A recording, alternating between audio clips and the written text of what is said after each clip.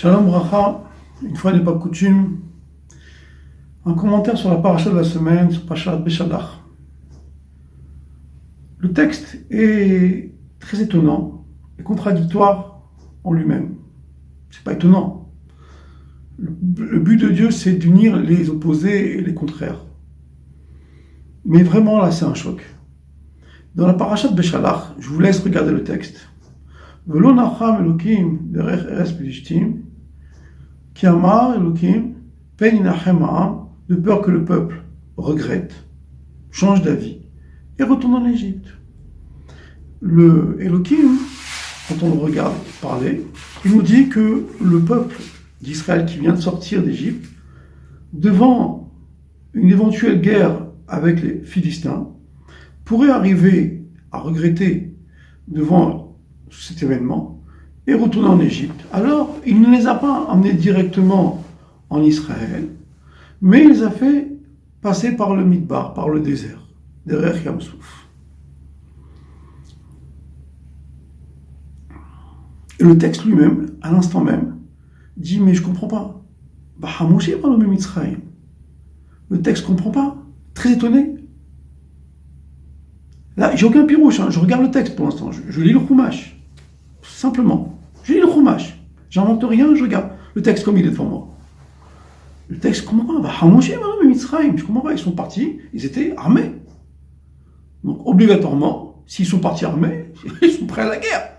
Le texte ne comprend pas ce que dit Elohim. Bon. 4-5 versets plus tard, Abaye, Yudke Vavke. Il dit, attends, je vais leur montrer. Je vais vous faire revenir du côté d'Égypte. Pharaon va dire avec ses conseillers que vous êtes perdus dans le désert.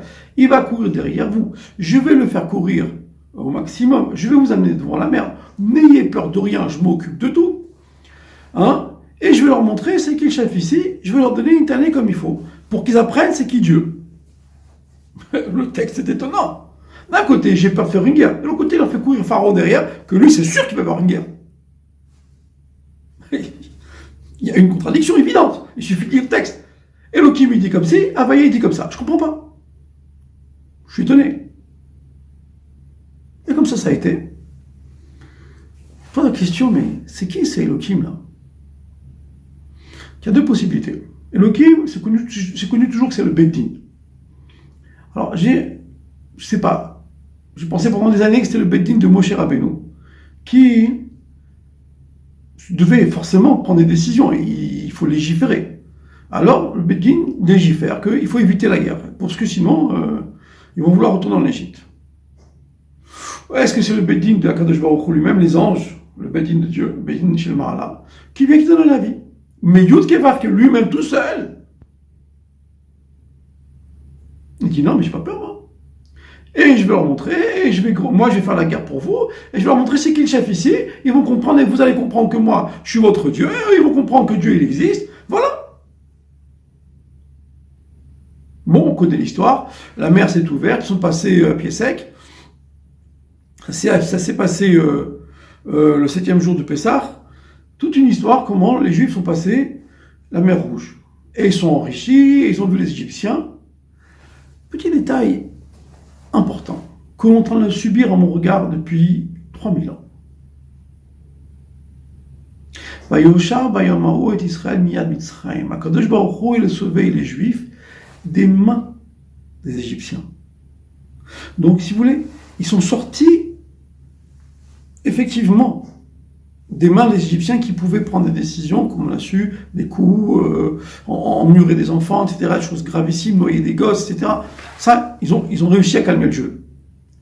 Aval, de la tête, de la galoute. Qu'est-ce qu'ils vont penser, les gens? Jusqu'à présent,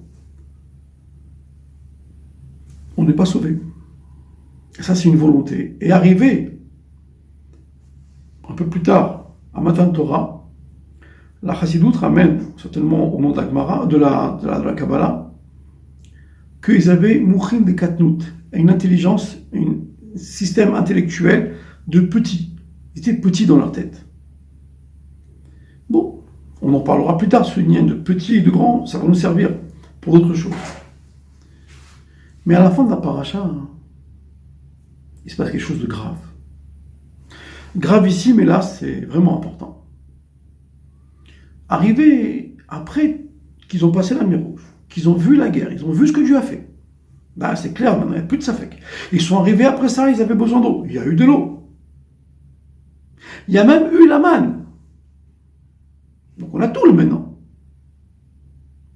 Une fois qu'ils ont eu la manne, etc., il y a eu toute une grande discussion. Oui, mais on est dans le désert.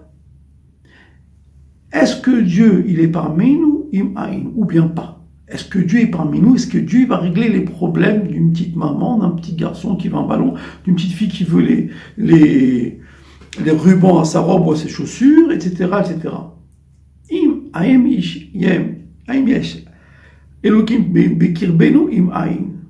Alors là, Dieu dit stop, ça suffit. Et Amalek apparaît.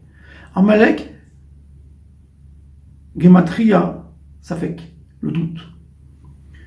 Jusqu'à présent, Dieu ne disait rien. Les 10 plaies, on pouvait comprendre les 10 plaies un peu différemment, parce que on voit deux magiciens, deux grands magiciens, deux grands sorciers, Pharaon et Moshe Rabbeinu.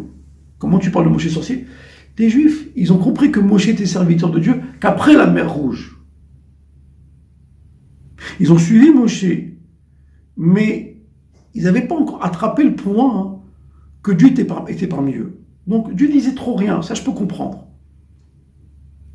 Et il y a plein de détails qu'on peut voir dans la paracha de Bo, dans lesquels on voit qu'ils suivent, mais même le Rabbi Rayat se ramène qu'ils ont suivi une petite lumière, il n'y a eu pas une grande révélation comme sur le Har Sinaï, c'est une petite lumière qu'ils ont suivie. Donc Dieu disait trop rien. Mais après le passage de la mer Rouge, après qu'ils ont transformé de l'eau amère en eau douce, après qu'ils ont eu la manne pour manger, tu te poses encore la question, si je te donnais à manger, si tu vas avoir de l'eau pour boire, pour tes troupeaux, pour le mikvé, pour toutes ces choses-là, tu poses encore la question de savoir si Dieu est là. Il faut être sérieux, quoi. Et là, Dieu dit, c'est comme un enfant qui est sur les épaules de son père.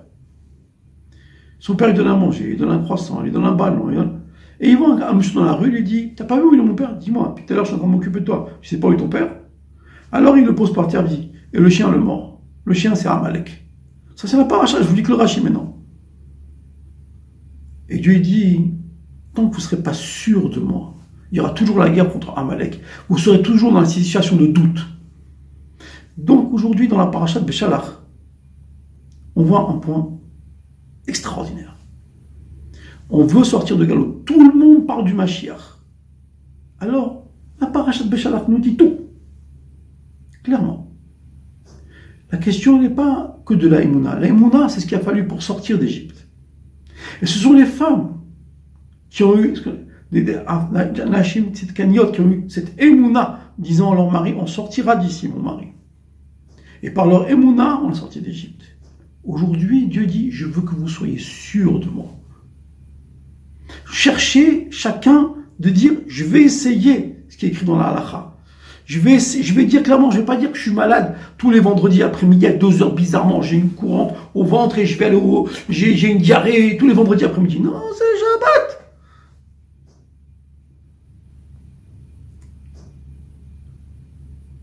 Et on a besoin de montrer clairement, proprement, sans faire de guerre, sans crier, sans s'énerver. Dieu a demandé, je fais. C'est ce qu'on appelle le bitachon. Tout ce que Dieu m'a demandé de faire, c'est pour mon bien. Et Amalek va disparaître, tout seul, il n'y a pas besoin de faire de grandes guerres. C'est mais Timchet, Zecher Amalek, on va effacer quoi? Le souvenir. Zecher, ça veut dire, en vérité, ouvrir dossier, penser que c'est lui qui s'occupe du monde. Zecher, ça ne veut pas dire se souvenir en fait seulement. En vérité, ça veut dire penser que c'est lui qui dirige. On va plus penser au doute. C'est ça la paracha de Béchalach. On nous demande à nous une seule chose. Toute la paracha de Béchalach, passer la mer Rouge, la manne, l'eau, tout ce qu'on a eu, tout, le feu de vent, la nuée pour enlever les serpents, le feu la nuit pour avoir chaud. D'être sûr que Dieu va s'occuper de nous. Et là, il n'y a pas besoin de savoir si ma chère va venir ou pas venir. il est là déjà. Tout ce que nous demande, c'est d'être sûr que Dieu est avec nous. Ça, c'est la paracha de Béchalach. Bientôt, on va rentrer chez nous en Israël, tout le monde. Allez, Kol Tov.